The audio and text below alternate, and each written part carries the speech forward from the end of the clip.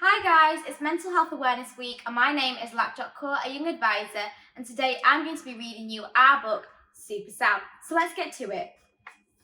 Sam is a cheerful, thoughtful and funny 9-year-old boy. He likes superheroes, pizza and spending time with his friends. Like every 9-year-old boy, he has good days and bad days.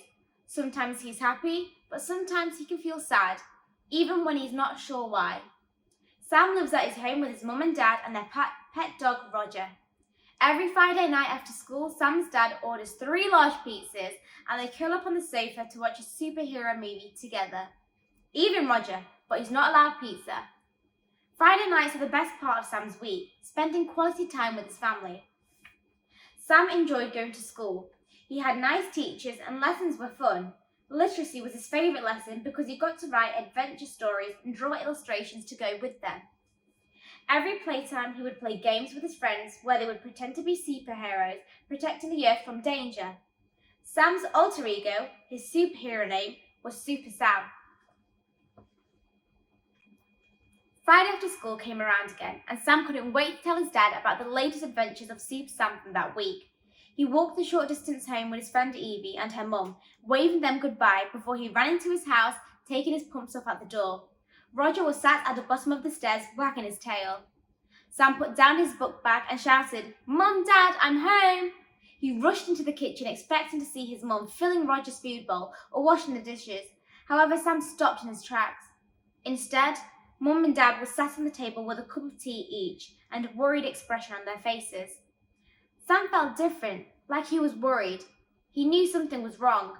"Are we having pizza tonight?" he asked. "Not tonight, sweetheart," replied Mum. "Your dad and I need to talk about some things." Sam felt a strange feeling in his tummy and chest. He headed up to his bedroom and closed the door behind him. Something was wrong, and Sam knew it. They always had pizza and watched a superhero film on Friday nights. Roger scratched at the door and Sam let him in. They snuggled on his bed together. Sam's feelings never went away all night. He sat in his bed and didn't move. Roger stayed with him the entire time. He felt rubbish, like he was stuck in mud and couldn't move, worried about his mum and dad. Later that evening, Sam's mum came up to see him. She brought him a ham sandwich and a bag of crisps. "Are we not watching a movie with Dad tonight?" he asked. "Dad had to go away for a while. I'm not sure when he will be back," Mum said. Sam felt the feelings get worse. It felt like a voice kept telling him, what if Dad doesn't ever come back? The feelings made Sam start to wonder whether it's his fault. He went to bed without eating his sandwich. Monday finally came around. Sam got up, brushed his teeth, got dressed, ate his cereal, as normal, walked to school with Evie and her mum.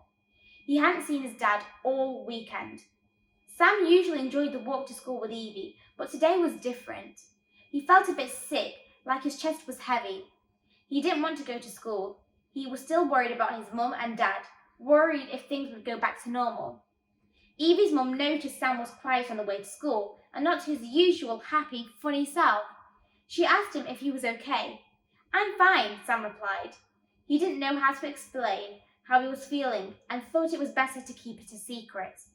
He was embarrassed and worried that he might be poorly. School that day was hard for Sam. He couldn't even enjoy the literacy lesson. When the school bell rang for playtime, Sam hoped he would feel better. As usual, he played superheroes with his friends, but the truth was, he didn't feel like playing. He knew that playtime was supposed to be fun and he should feel happy, but he didn't. He felt sad and worried. He didn't feel like being superhero Sam today. When Sam got home, Roger was sat at the bottom of the stairs, wagging his tail, as he usually was. Mum was in the kitchen, but there was no Dad.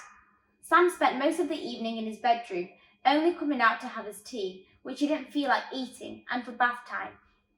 Mum kept popping her head in to check in on him, but each time she did, Sam pretended to be asleep.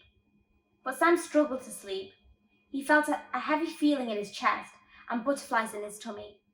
He kept wondering, what if Dad doesn't ever come back? As the week went on, the feelings got worse for Sam. The longer Dad was away, the more it worried him. He kept wondering what he had done wrong, if he could have done something differently, so maybe Dad would stay.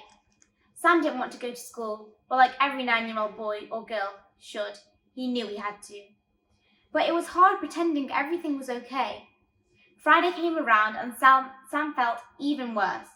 Friday was supposed to be pizza and superhero movie night. It was when Sam would tell his dad about Superhero Sam's latest adventures. That lunchtime, Sam's teacher, Mrs. Morris, noticed that Sam didn't quite seem himself. He didn't seem to enjoy literacy as he normally did, and he had stopped playing superheroes with the other boys and girls during playtime. Mrs. Morris approached Sam in the playground and sat beside him. "Sam, is everything okay? Is there something bothering you? You can talk to me," she said kindly. Sam thought about it for a moment. Mrs. Morris was kind, but he wasn't sure what to say about his feelings or how to describe them, like he was trying to explain to a space alien from another planet what the colour blue was without saying the word blue or pointing out something blue. He felt like it was silly, so he simply replied, "Thanks, Mrs. Morris, I'm okay." Mrs. Morris didn't seem so sure. "Why don't you go and sit with Evie?" she suggested. "Maybe you can talk to her." Sam noticed Evie alone at the other side of the playground. It then occurred to him that she had not been playing with the other boys and girls either. He noticed Evie had been quiet all week. He sat alongside her and the two ate their packed lunches. "How come you're not playing with the others?" Sam asked. "I'm not feeling well," replied Evie. "What about you? I thought you were Super Sam." "Not today. I'm not feeling well either," said Sam. "I've got this funny feeling in my tummy," Evie said. Sam stopped eating his sandwich and moved closer to her. "What kind of funny feeling?" he asked. "I've been feeling a bit rubbish since my big sister left to go to university, and it's been making me tired and worried. It's scary knowing she isn't there to look out for me," she said. Sam then started to wonder, were these feelings something other people felt too? Evie continued, "My mum told me it's okay and normal to feel rubbish when things change. And sometimes it's okay to feel rubbish even when things don't change." Suddenly, Sam realised something. He sat listening to Evie. The rubbish feelings didn't quite feel so bad anymore. He thought maybe it was okay to talk to other people when you're feeling rubbish. Maybe it wasn't something to be embarrassed by. He knew it was okay to talk. When you're feeling rubbish, it's okay to talk.